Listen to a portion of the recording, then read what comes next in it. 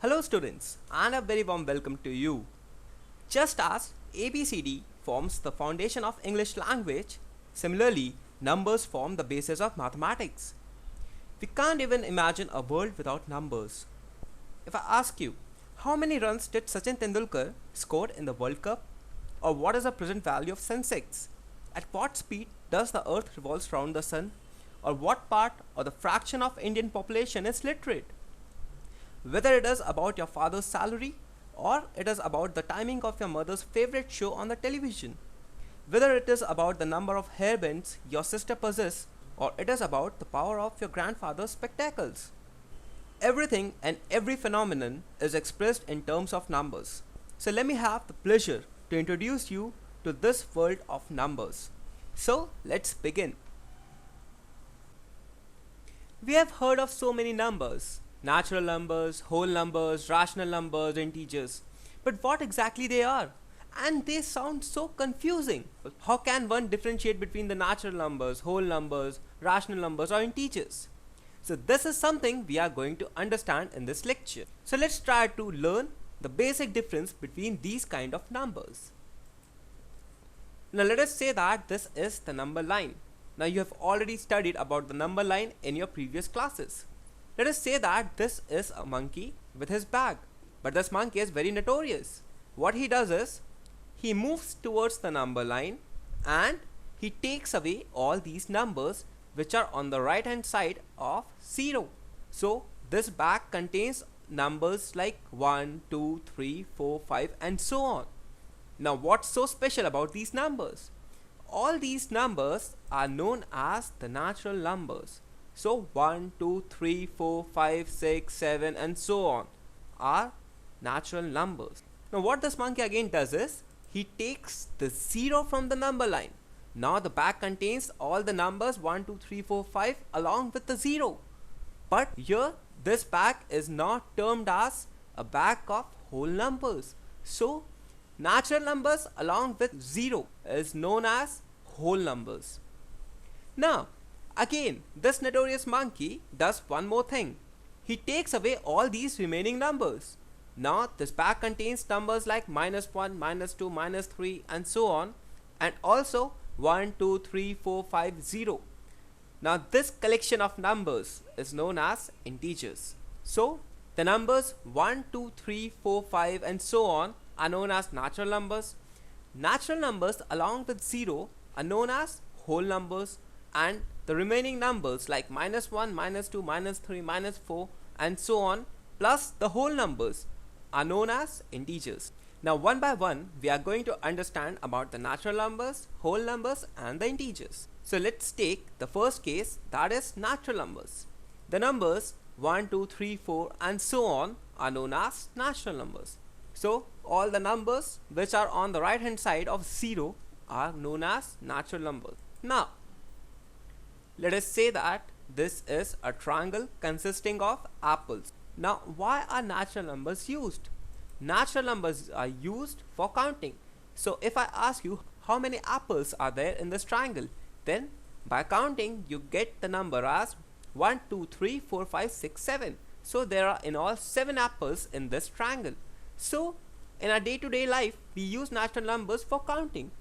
Maybe it's the counting of number of bananas, it may be counting of pens, it may be counting of number of rooms in your house. So natural numbers are the numbers which are 1, 2, 3, 4 and so on, and these numbers are used for counting. Now natural numbers are denoted by the set n. So whenever we write n, it denotes the set of natural numbers. So we can denote natural numbers by the set n. So this was all about the natural numbers. Now the next is whole numbers.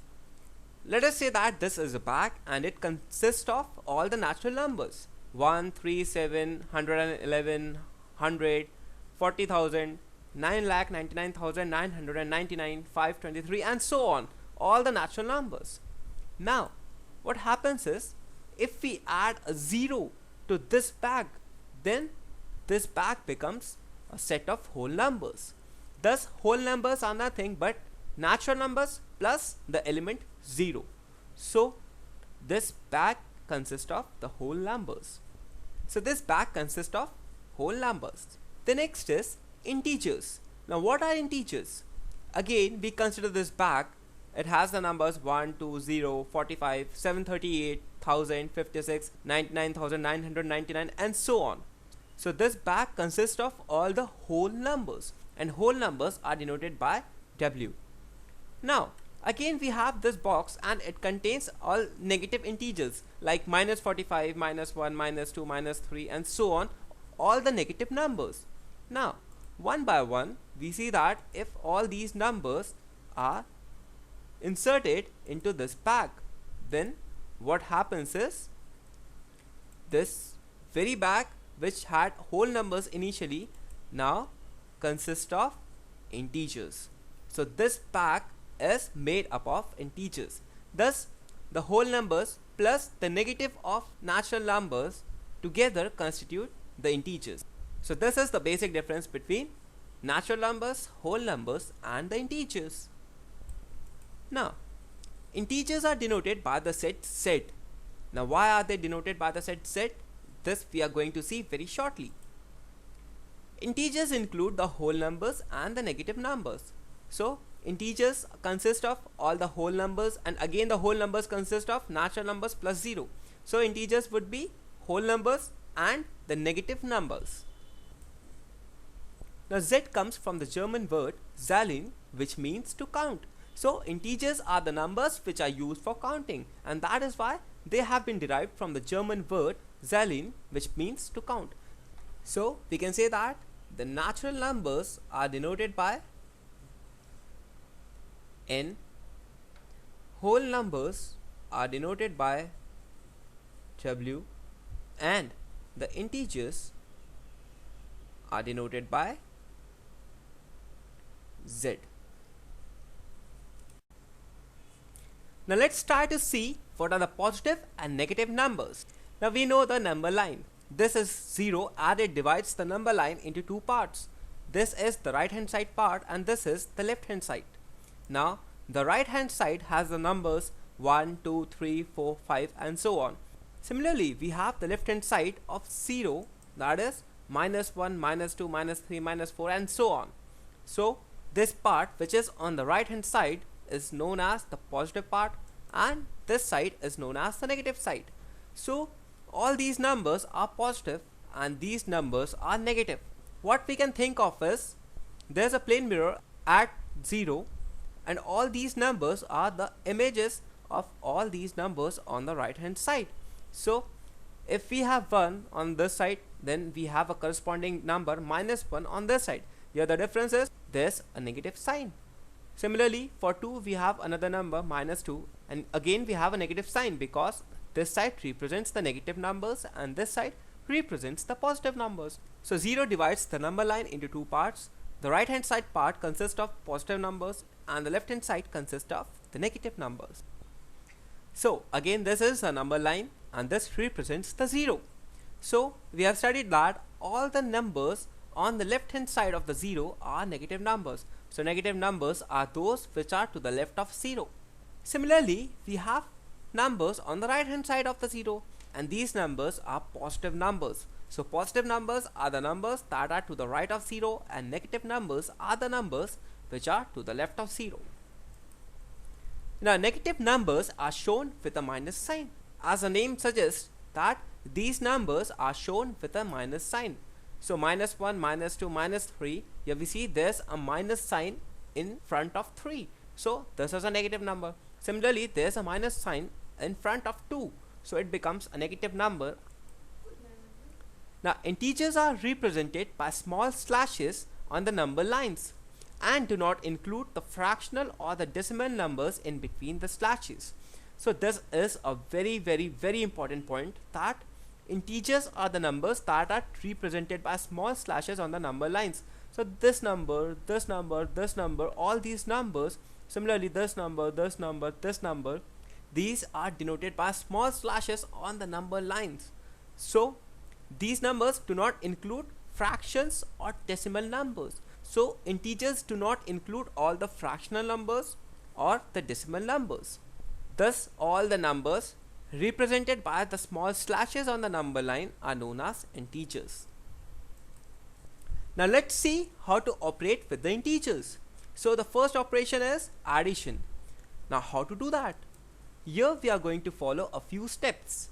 So the first step is to locate the first number on the number line.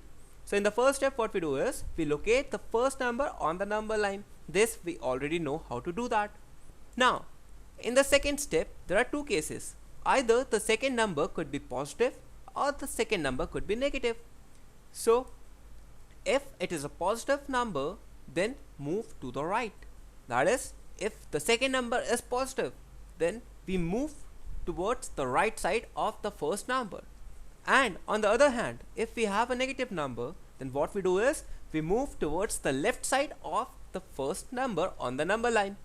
So the addition of integers involve two steps. In the first step what we do is we locate the first number on the number line, and in the second step there are two cases. Either the second number could be a positive number or the second number could be a negative number. If it is a positive number, then what we do is we move towards the right of the first number on the number line, and if it is a negative number, then we move towards the left side of the first number on the number line. Let's take an example to understand this concept more clearly. What is the value of minus 5 plus 3 using the number line? So here we are going to find out the value of minus 5 plus 3 using the number line. Now we know that minus 5 and 3 are integers, and this is nothing but the addition of two integers. So what we do is first we draw the number line. This is 0, this is 1, 2, 3 and so on. Similarly on the left hand side we mark the numbers as minus 1, minus 2, minus 3 and so on. Now what we do in the first step, we look at the first number and this is equal to minus 5. So we locate minus 5 on the number line. Thus this is the first number and we have located this number on the number line. Now in the second step we see that the second number is equal to 3 and this is actually a positive number.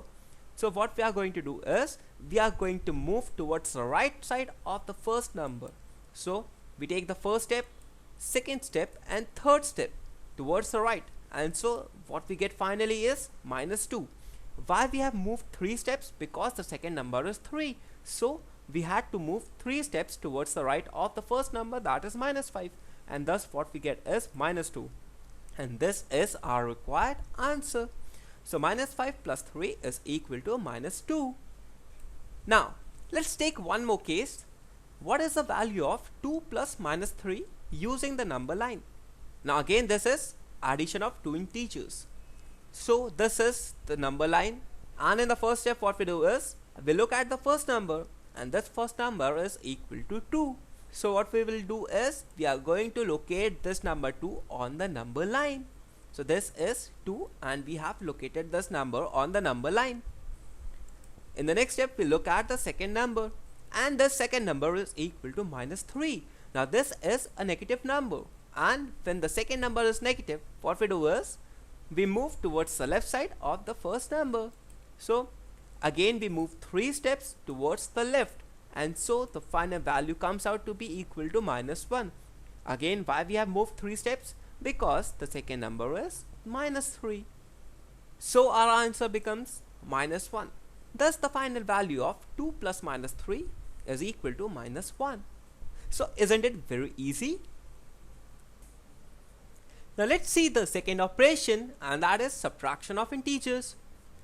So we know that subtraction and addition are just the opposite of each other. This we already know. Now to subtract the integers, just add the opposite of the second number. So in the case of subtraction, what we do is we just take the opposite of the second number and simply add it to the first number.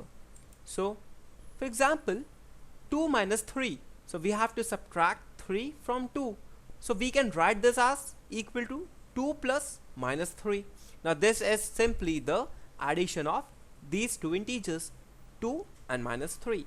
Thus we can convert a subtraction operation to an addition operation, and this is actually the way we do the subtraction of two integers. So the final answer of this would be equal to minus 1. Thus 2 minus 3 is equal to minus 1. Now let's see the multiplication and the division operation on the integers. For that, you need to know some of the rules of multiplication and division. And these rules are: positive into positive is equal to positive. Now here, if the first integer is positive and the second integer is also positive, then the final result would also be a positive integer. Second, if we multiply a positive with a negative, then the final result would be a negative number. If the first number is negative and the second number is positive, then the product of these two numbers would be a negative number. And finally, if we multiply a negative with a negative, then we get a positive number. So the rules of multiplication and division are simple. If we multiply two positives, we get a positive number. If we multiply a positive and a negative, the result would be negative. And if we multiply two negatives, then the result would be the positive number. So simply what we do is, we follow the same trend as we use in the multiplication and division of numbers. The difference here is, we have to consider the sign of these numbers, and by following these rules, we get the final answer. Now the next is the rational numbers. Now what exactly are the rational numbers? We have seen about integers, whole numbers and natural numbers. But what's the difference between the rational numbers and what exactly they are? Let's try to figure this out. Now what about the numbers like 2 by 3, 3 by 4, minus 11 by 9 and so on?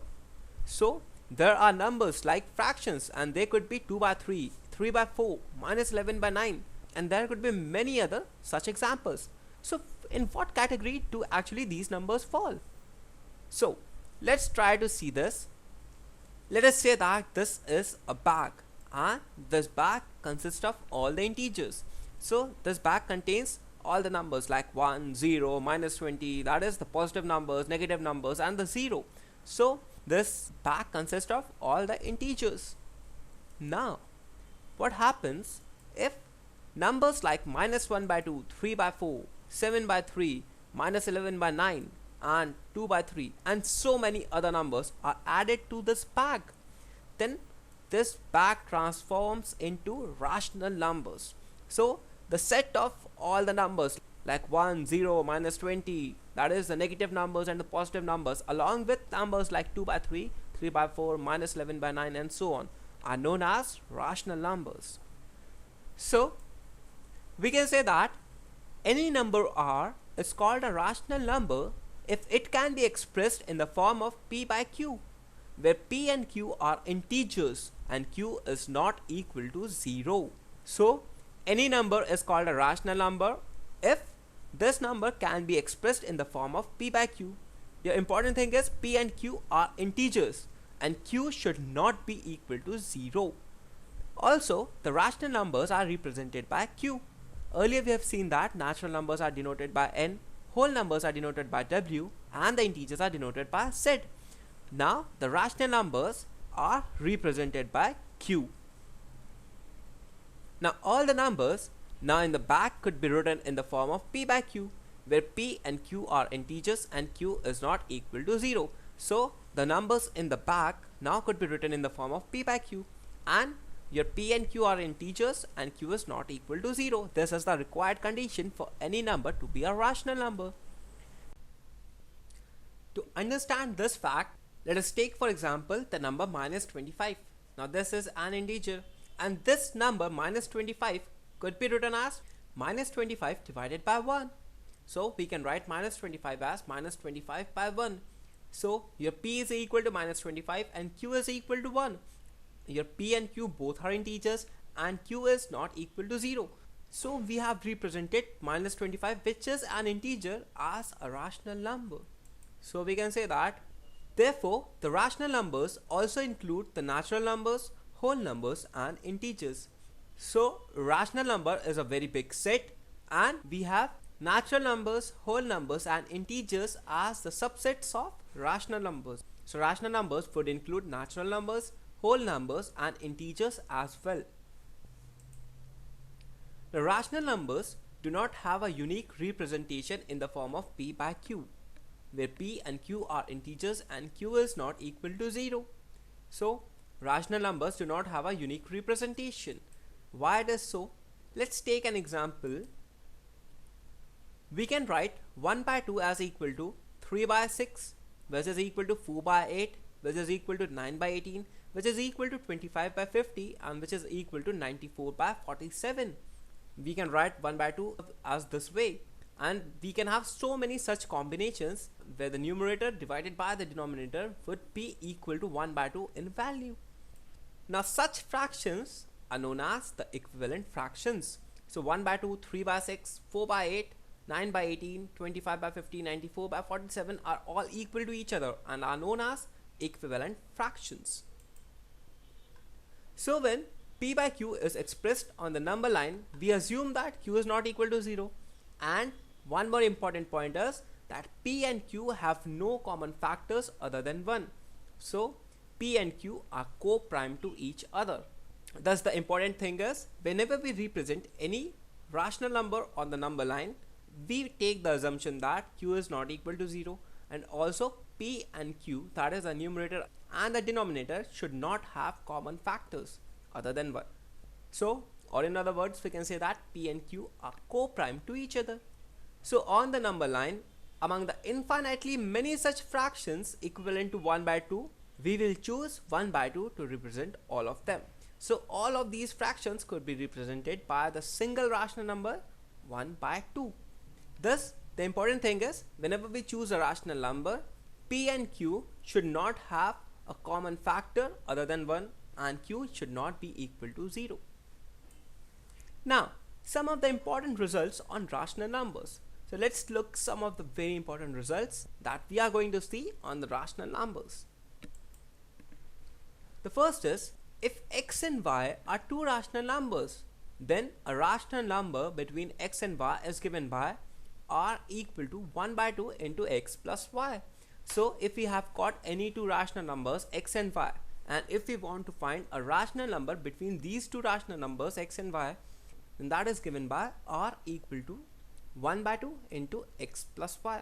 So simply what we do is, we add these two rational numbers x and y and divide it by 2, and so we get the rational number which is between x and y.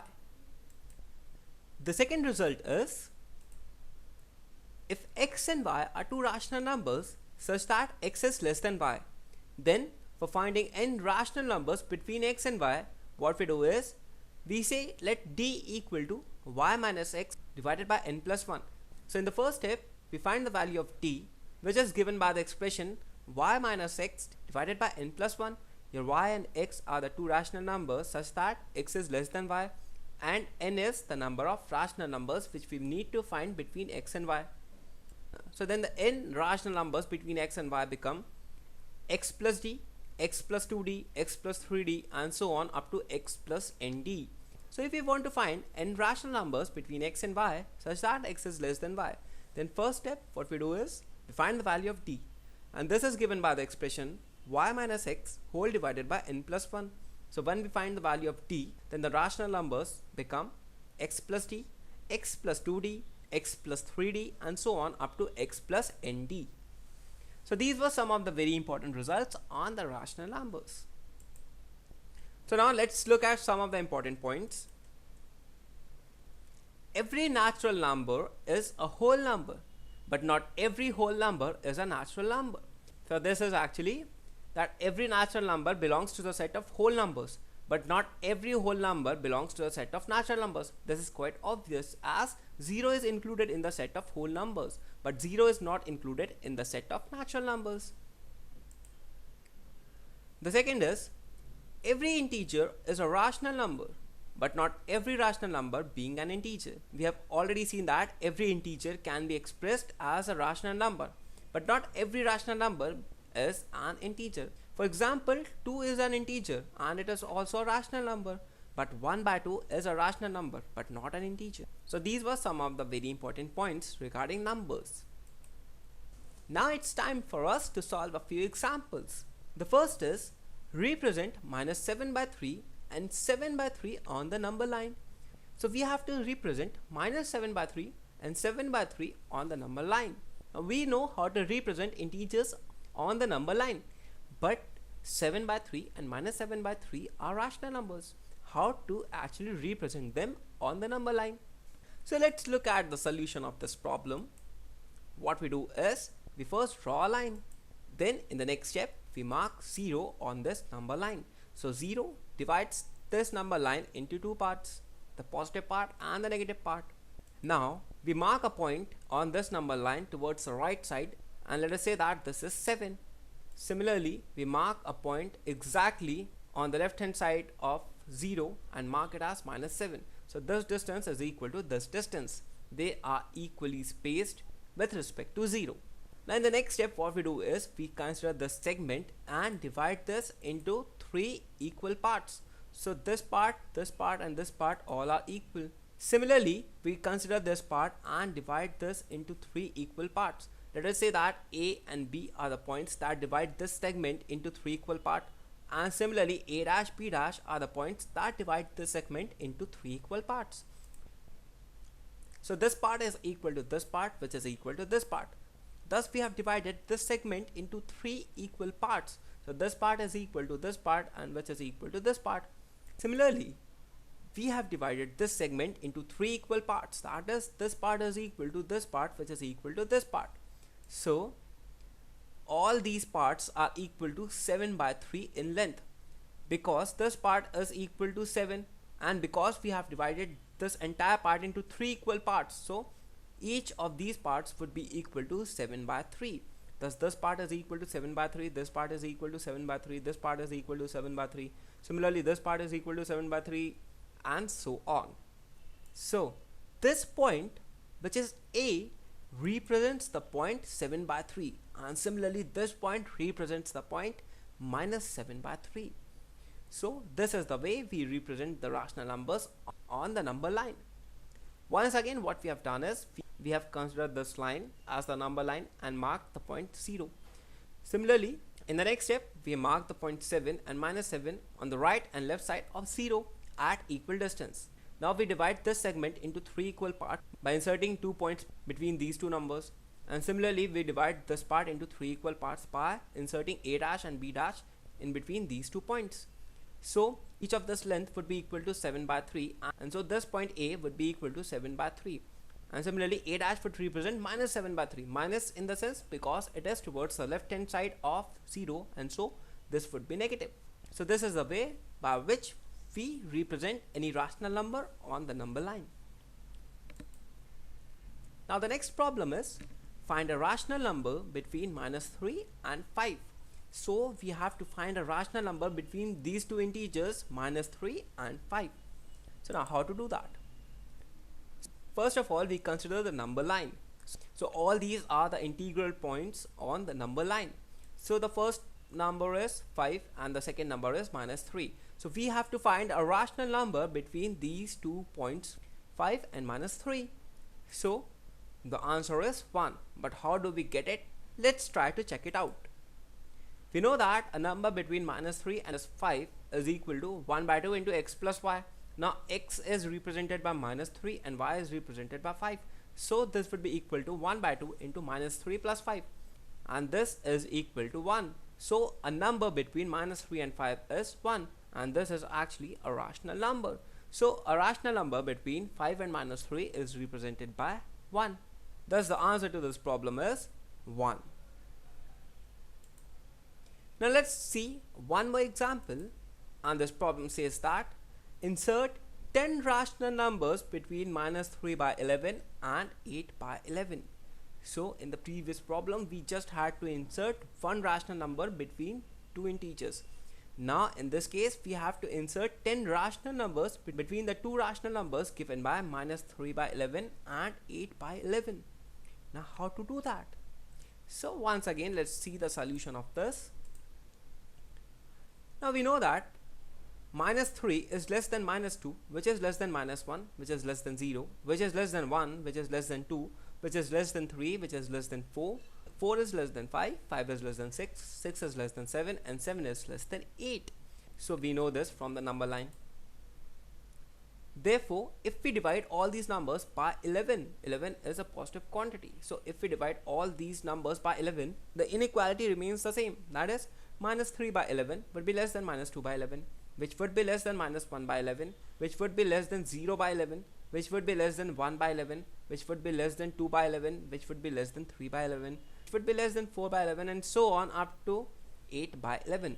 So we get this inequality by dividing all these numbers by 11. Hence we can say that 10 rational numbers are there between minus 3 by 11 and 8 by 11. So if we consider this rational number and this rational number, and these 10 rational numbers are minus 2 by 11, minus 1 by 11, 0 by 11, which is actually 0, 1 by 11, 2 by 11, 3 by 11, 4 by 11, 5 by 11, 6 by 11, and 7 by 11. So these are the 10 rational numbers between minus 3 by 11 and 8 by 11. So this is actually the final answer to the problem. Now this was all about the natural numbers, whole numbers, integers, and the rational numbers. In the next lecture, we are going to study about the irrational numbers. I really hope you enjoyed this lecture. Thank you.